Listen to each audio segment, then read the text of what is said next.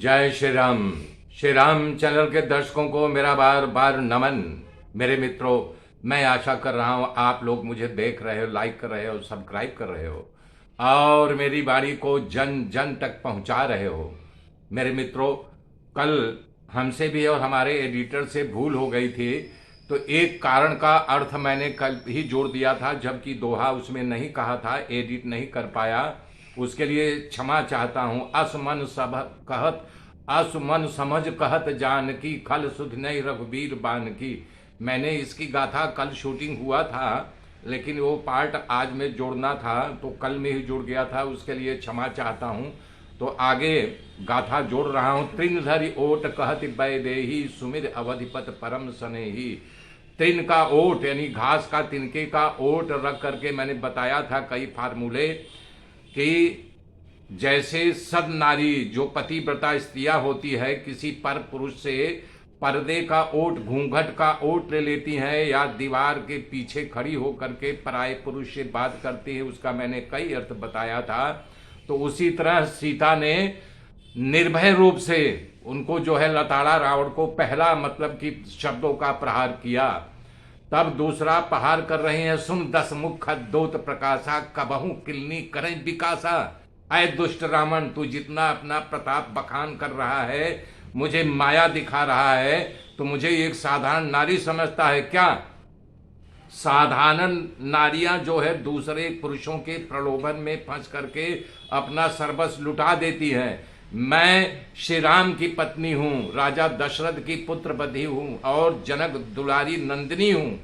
तेरा प्रलोभन मेरे किसी काम का नहीं। बता रही हैं कि जैसे कमल जो है जुगनू के प्रकाश से खिलता है, क्या हजारों नहीं करोड़ों जुगनू आके खड़े हो जाएं तो वो कभी यानी कमल खिलेगा नहीं।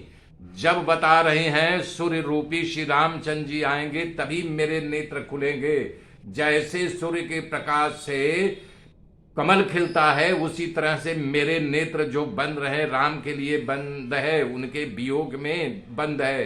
तेरे कहने से, तेरे प्रलोभन में आकर के ये मेरे नेत्र नहीं खुलेंगे।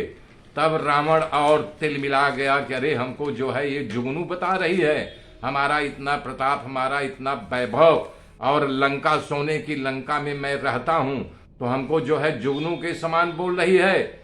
तब रावण और तिल मिला गया। असमन समझ कहत जानकी, खल सुध नहीं रघुबीर बान की। दूसरा प्रहार कर रही है। दुष्ट, तुम कुत्ते की नहीं, हमारे यानी श्री रामचंद्र जी नहीं थे कुटिया में, तुम चोरों की भांति, जैसे कुत्ता दबे पांव आकर के रोटी का एक टुकड़ा चोरी करके भाग खड़ा होता है, उसको लगता है कुत्ते में बहुत बड़ी संपदा चोरी कर लिया, उसी तरह से मेरे प्रभु नहीं थे, मुझे ला करके तो अपने आप को वीर साबित करना चाह रहा है, अपनी गाथा मुझे सुना रहा है। दूसरा प्रहार किया। खल सुध नहीं रघुबीर बान की। यहाँ मेरे मित्रों जो कल गाथा सुनाया था, आज यहाँ ये गाथा है। कहानी ऐसी है कि एक बार रावण अयोध्या दशरथ जी कहानी की वैभव देखने के लिए, उनका जो प्रताप था, चौमुखी उनका जो कीर्ति फैला हुआ था, देखने के लिए अपने विमान में बैठ करके अयोध्या आया। उस समय राजा दशरथ अपने पुत्रों के साथ सरयू में स्नान कर रहे थे। अचानक जो सरयू के उस पार गायें चर रही थी, उनका रंभाने की आवाज आई। वो आवाज सुन करके दशरथ जी कान खड़े हो गए और उन्होंने तुरंत अपना तरकश में से बाण उठाया, तरकश में बाण निकाल करके उधर ही संधान कर दिया। और बाण का संधान करना, शेर के दहाड़ने की आवाज आई। रावण हक्का बक्का रह गया कि अरे ये कहां कैसे देख लिया, इतनी दूर पर इसने कैसे प्रहार कर दिया।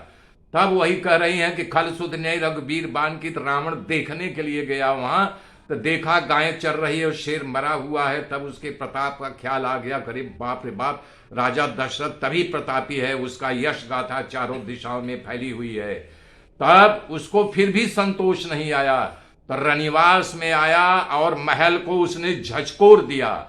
जब महल को झचकोरा तो चीख चिल्लम मच गया। राजा दशरथ भाग के यहाँ आए और वो अपने पुष्पक विमान में पहुंच करके लंका पहुंचने की तैयारी कर रहा है तभी राजा दशरथ की रानियों ने उसे बताया, ऐसे ऐसे आया था, अपने दिव्य दृष्टि देख करके एक तरकस से बाण निकाल करके छोड़ा और वो बाण एक से अनेक होने लगा, लंका की ओर बढ़ने लगा।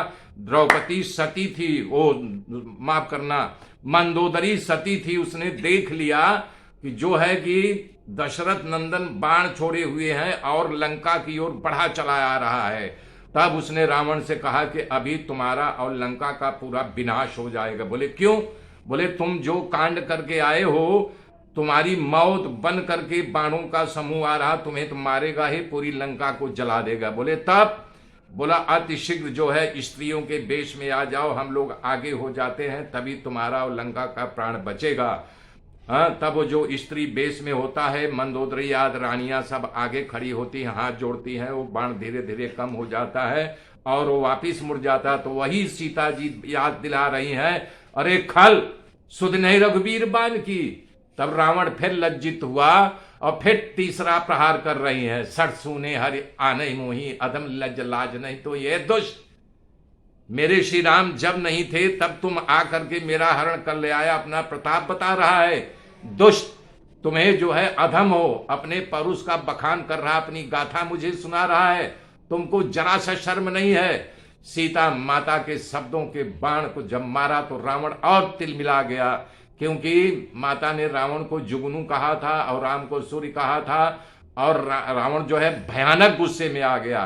तब और तिलमिलाने के बाद कर रहा, सीता अब तुझे इस कठिन तलवार से जो है मैं तेरा गला काट दूंगा। मेरे मित्रों, आगे की गाथा कल जोड़ूंगा, तब तक के लिए जय श्री राम, जय श्री राम, जय श्री राम।